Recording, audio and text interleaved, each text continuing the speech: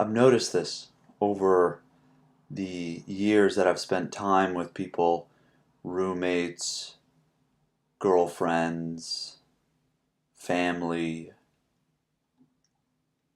friends, anybody that I meet.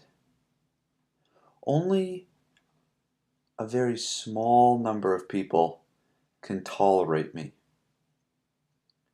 And it's not that I'm annoying, but that when you spend time with me, there's no hiding. I don't hide from myself. I don't distract myself from what's happening in this moment. What's happening with me is more awareness, not less awareness. So I don't seek conversation or actions that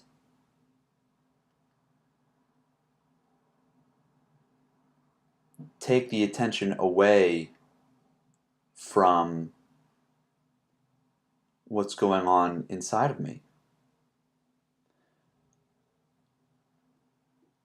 So when I'm with other people, I bring that same amount of attention. And so if I feel like they are moving away from themselves, or they're entertaining an idea that is a distraction, I'll say something. I'll do something. And becoming more aware is an uncomfortable process for most people because they've spent so much time moving to the surface of themselves to avoid what's underneath.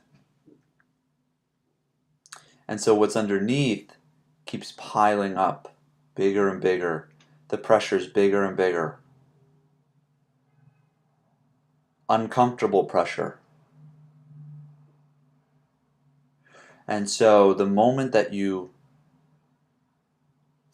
beckon someone over and say, look through that window, they go, oof, I don't want to see that. But that's what I do.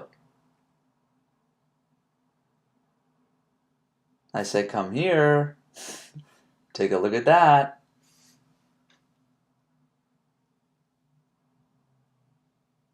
And it's not out of an ego motive that I do this. It's not so that I can go to bed at night and say, I really bothered him. I have power. No, actually, the people that I love the most, the people that I have an affection for, I do this the most.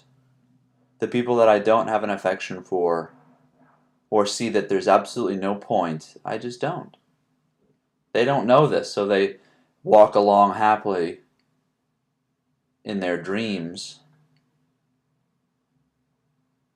But the truth is that I've said, forget about it, it's not worth it.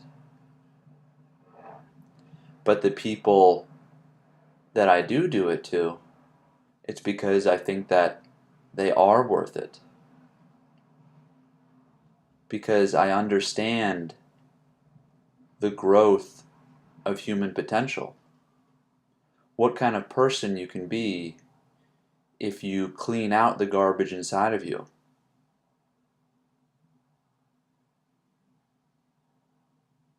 What kind of doors will open?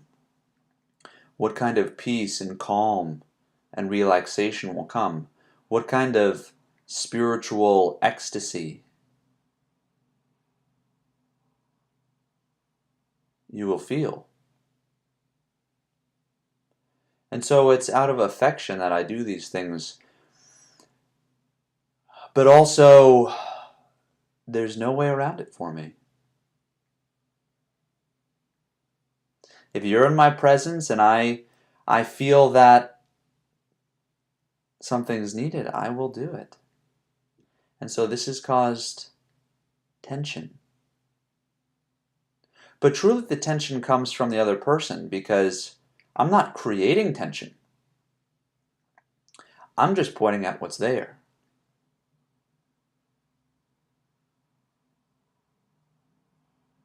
And so this has been something that I've noticed, is that many people find it very difficult to spend lengthy periods of time with me. Only a very few can spend a long time with me, and those people don't really have many attachments, much of a mind to probe at. Because what I'm probing at is your ego. It's these things that you think you are, these identities, these emotional patterns that you're obsessed with. And when you go to bed at night, you think, I am this person. It happened to me again.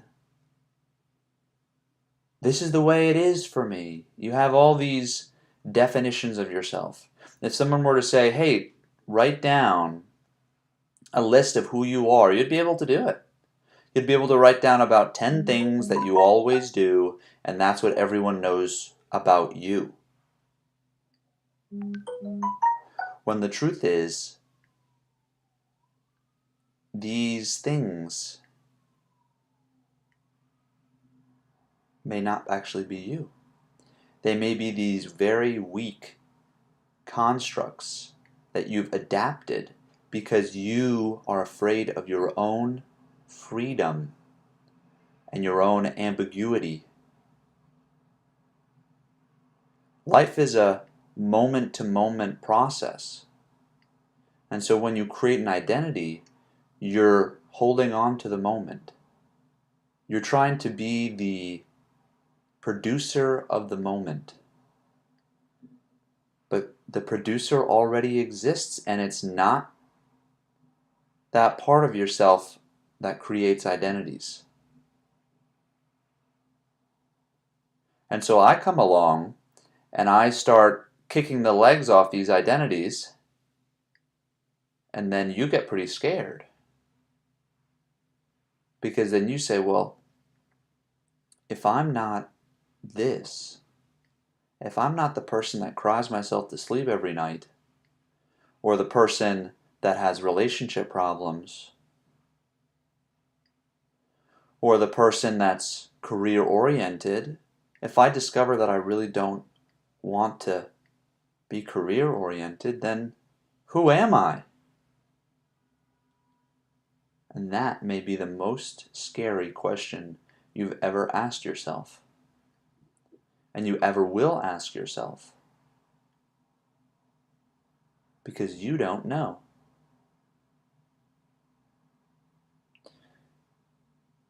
And in order for you to figure that out, you'd have to surrender. Surrender to the unknowing, which means that you're going into space you've never went into before. And so it's my job, for those that can take it, to begin unloading what's inside of you. That's just who I am. That's my nature. It's just like in the winter is cold. It's always cold in the winter, where there's seasons. It's just my nature. That's what I do.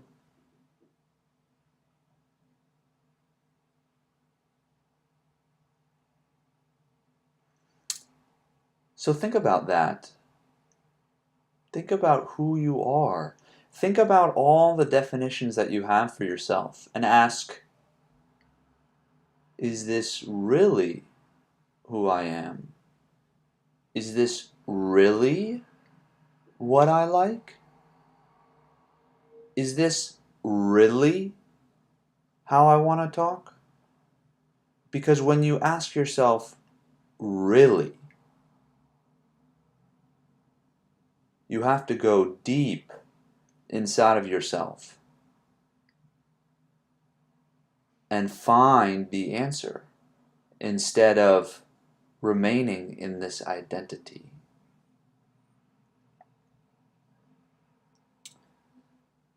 So thanks for tuning in.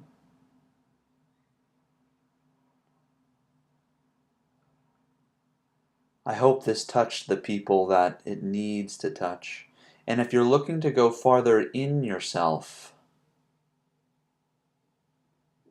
discover more of who you are, check out my website, zazunow.com, and book a one-on-one session with me to expedite this process.